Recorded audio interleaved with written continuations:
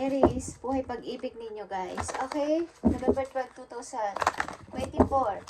At kung kailan nyo ito mapanood is, dito mag-i-start ang inyong mensahe. Okay? Aries, November 2024. November 12. November 12 sa mga Aries.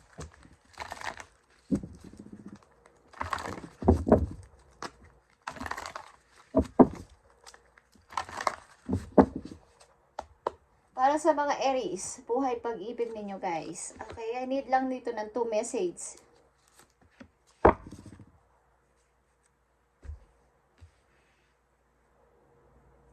Tingnan natin naman mga message sa inyo guys. Sa mga Aries na umiibig o mapag-ibig na, ito ang inyong mensahe. At kumusta na kayo guys? Shout out sa lahat ng Aries na mapapadaan sa channel na to. Pagpalain kayo ni Lord sa inyong pang araw-araw na ginagawa. Okay, Aries, sa inyong buhay pag-ibig, tingnan natin.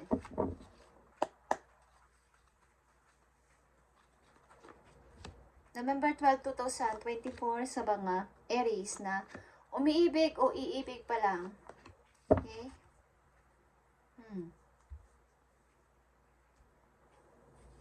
Tingnan natin ang unang message sa inyo guys. Aries, give your relationship a chance. Okay? Work on your partnership. Mukhang ilan sa inyo sa kakalabuan ng iyong pag-ibig o iniibig. Okay? Ng iyong love, ng iyong minamahal is nagkakalabuan kayo o bigyan ninyo ng chance ang relasyon na to kung mahal nyo pa rin ang tao na to. Bigyan ninyo ng second chance ang pag-ibig na to. Or, kumbaga, ang ilan kasi sa inyo ay wala ng time sa inyong karelasyon. Kaya bigyan nyo to ng oras para kayo ay hindi magkalayo kung mahal nyo ang tao na to. Okay? Yeah. The sun is here and the strength. Maaaring kayo ay nag-i-enjoy sa inyong pagiging mag-isa. Kaya ang pag-ibig na to ay parang hindi nyo na binibigyan ng chance. O ayaw nyo nang bigyan. O ayaw nyo nang mag-work ito. Okay, lang sa inyo. Pero kung mahal nyo pa rin ang tao na to, bigyan nyo to ng atensyon. Sapat humihingi to ng atensyon sa inyo. Kayo ay busy, katulad ng sinabi ko. Kayo ay busy sa trabaho at nag-i-enjoy sa pagiging mag-isa o magkalayo kayo ng person na to kahit kayo ay magkarelasyon. Nag-i-enjoy kayo, guys. At alam mo yun sa sarili mo. Okay? Na nawawalan ka ng time sa iyong karelasyon. But maybe, ini-enjoy nyo ang inyong pagiging, kumbaga hindi pa naman kami kasal. Kailangan kong enjoyin yung buhay ko habang hindi pa ako kasal. At masaya ko sa ginagawa ko. Okay? Maaaring kayo ay busy sa work. Ito na sinabi ko. Ang pangalawang message sa inyo is chemistry. There's a strong magnetic attraction here. Okay? Mukhang ang ilan sa inyo dito, Aries, ay sobra ang chemistry sa tao na to o na magnet kayo ng husto sa tao na to. At may konting takot sapagkat totoo ba to? Okay? Totoo ko ba tong nararamdaman sa person na to? Parang hindi na ako makakaalis dito. Parang dito na lang ako o siya na talaga ang love ko. Okay? Paano? Paano to? Natatakot ako because ngayon ko lang siya nakilala or hindi ko pa lubos siyang kilala. Okay? May konti kayong kaba. Tingnan natin. Yeah, nakikita nyo to, Aries. Lovers ito. And Ace of Cups. Ito ay bagong person katulad ng sinabi ko. Thank you, Spirit. Okay, ito ay maaaring nasa malayong lugar. Hindi kayo magkakilala ng lubos-lubos pa. But ito ay may strong magnetic attraction ka dito. Bago itong person na maaaring hiningi mo to kay God. Okay, nabigyan ka ng karelasyon na bago. Okay, guys? Ito ay may basbas ng inyong mga angel o ng inyong guide sa taas. Guys, okay? Maring ito ay pinanganak. Year of the horse. Okay. Ang tao na to ay mahilig maybe sa mga animals, guys. Okay. Tingnan natin yan. Ang message pa sa inyo. About dito. About sa pag-ibig ng mga Aries. Give your relationship a chance and chemistry. Para to sa lahat ng Aries, guys. General reading to. Buhay pag-ibig ng mga Aries. Mukhang ilan sa inyo is nawala ng time sa inyong karelasyon sapagkat kayo ay busy at gusto nyo rin ng kalayaan naman kahit na kayo ay nasa relasyon. Gusto nyo rin ng bigyan ng atensyon ng iyong sarili dito sapagkat di pa naman ako kasal. Okay? Give your relationship a chance. Tingnan natin. Be honest. Heart-to-heart conversation are necessary. Aries, it is safe for you to talk about your feelings. Okay. Kailangan dito, Aries, ng pag-uusap ninyong dalawa heart-to-heart conversation para dito.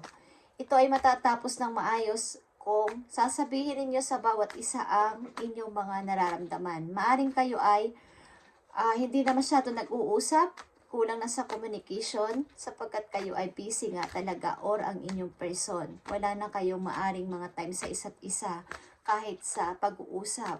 Kahit ba yan ay sa phone or kayo ay magkalayo kung kayo ay nag-uusap sa phone or sa text. Okay, is hindi na masyado. Kumbaga, meron nang nabago simula nung kayo ay naging kayo.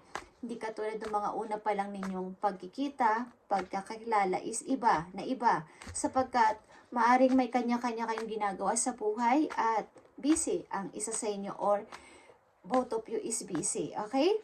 So kung ito ay mahal nyo pa rin ang tao na to at mayroon pa kayong nararamdaman na parang baka mawala na siya sa akin or magsisi ako kung mawala siya sa akin, ay bigyan nyo to ng pag-uusap, heart-to-heart conversation. Okay, Aries? Chemistry. Ito ay bagong person. Maring ito ay lovers mo sa malayo, hindi kayo nagkikita pa ng lubos, kumbaga hindi pa kayo nagkakakilala ng lubusan sa maaring sa personal, is tingnan natin ang message dito sa chemistry for Aries. Yeah, guys. Pay attention to the signs. The synchronicities you have been noticing are not coincidence. Yeah. Ano mang sign ito na inyong makikita kung ito ay totoong love na inyong mararamdaman sapagkat malakas nga ang inyong attraction sa isa't isa o ikaw lang, is humingi ka ng sign sa langit kung ito na ba talaga, Lord, ang true love na hinihintay ko. Ito na ba talaga ang person na para sa akin sapagkat ito ay bago at ito ay true love. Okay, ang sunod ninyong message. Okay, just saying, guys. True love ito na masasabi. Kaya humingi kayo ng sign kung talagang siya na ang person na pinibigay sa inyo ng heaven, guys. Sapagkat nandito ang image ng angel sa inyong gitna. Okay? At ito ay Ace of Cups. Ito ay bagong tao. Ito ay binigay sa inyo ng heaven, guys. So, nyo na itong pag-alinlanganan kung mahal nyo ang person na to. Sapagkat sa una pa lang yung pagkikita o sa pagkakakilala nyo ay malakas na ang inyong attract sa tao na to or both of you. Okay? Tingnan natin ang mga message pa dito sa give your relationship a chance. Aries. Aries. Give your relationship a chance. Ibigay mo ang message dito sa give your relationship a chance at chemistry. Para sa mga Aries na nandito sa reading, November 12, 2024. Nandito ang Death, okay?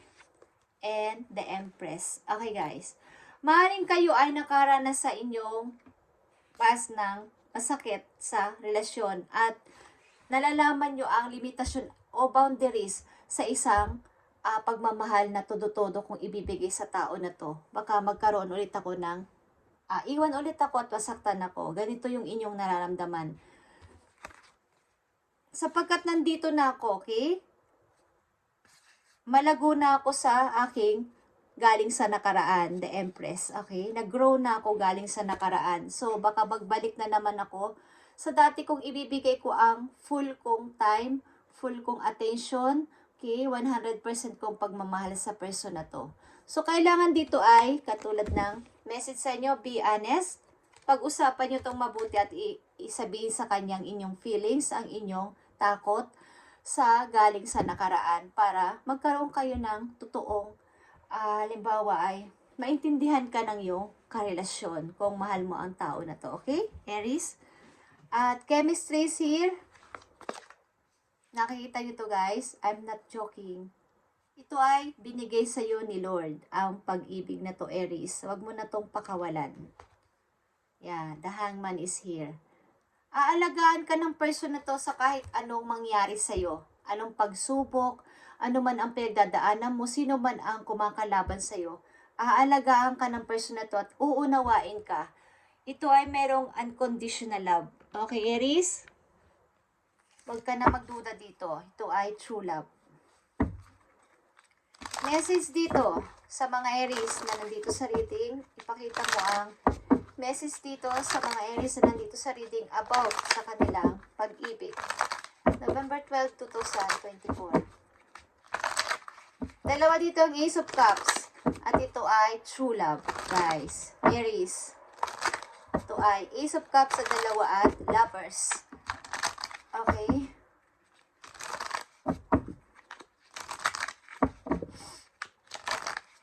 Natin ang message dito sa mga Aries about sa kanilang pag-ibig. Thank you. Nakita niyong Cupid, guys. Cupid. Love is in the air when Cupid's around. Okay, guys.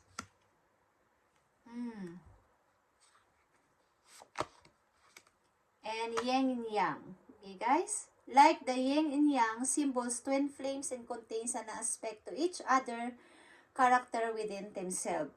Kayo ay true love, kayo ay yin and yang, and ito ay malakas ang inyong chemistry sa isa't isa, guys. Kayo ay pinagtagpo ng tadhana, okay?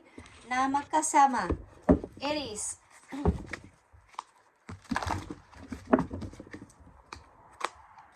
Parang ito, guys, yung tipong, parang nakilala ko na siya. Kilala na siya ng puso ko, okay? Ito yung tipong ganito ang inyong nararamdaman. Tingnan natin ang message pa for Aries sa kanilang situation. Paalala man to o magandang balita para sa inyo. Career man to, pag-ibig man to o sa inyong situation sa kasalukuyan.